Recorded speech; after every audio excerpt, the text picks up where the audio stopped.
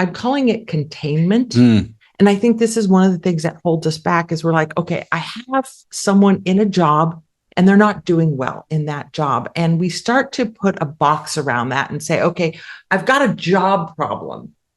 And then we decide, can that job be done at a suboptimal level? Can I, withstand that? Can the team and the company withstand that? And we're like, yeah, I can live with some suboptimal, I can contain this.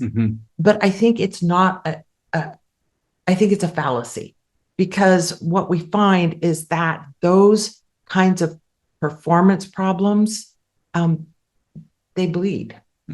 They bleed onto the team. And I think we've talked about this on previous episodes. I know we have a lot of people that are new, but like when you've got someone who's not doing well in a role, it's going to bleed onto the team. And other people start to wonder, well, do I need to be performing my job at high levels? Or like mediocrity slips in, resentment slips in as other people are having to carry their water up the hill.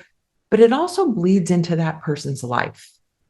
And, when we are not doing well in a job, like we may not know it overtly, but I think at one level we know it, because at minimum, we're not like, maybe no one's giving us tough feedback, but we're not getting the natural feedback that comes from being brilliant at something. Like, hey, good job. Atta girl, love that. Like, man, that made all the difference. Yeah, it's just flat pop. It's flat.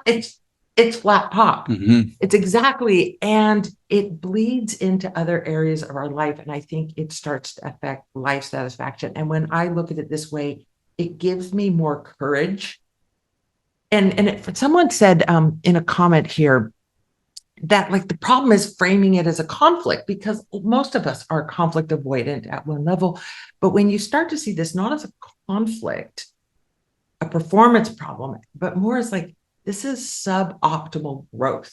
Like this person isn't growing in this role. Like our company can't grow in this role. Like we've got to figure out how to like replant this, this job or this person into a place where they can grow, where they can get satisfaction, where there is a cycle of success that is feeding them and helping them be more successful. Well, and I think it really changes the way we address these situations. In a funny way, it's kind of like trying not to make a decision, but you absolutely are making the decision.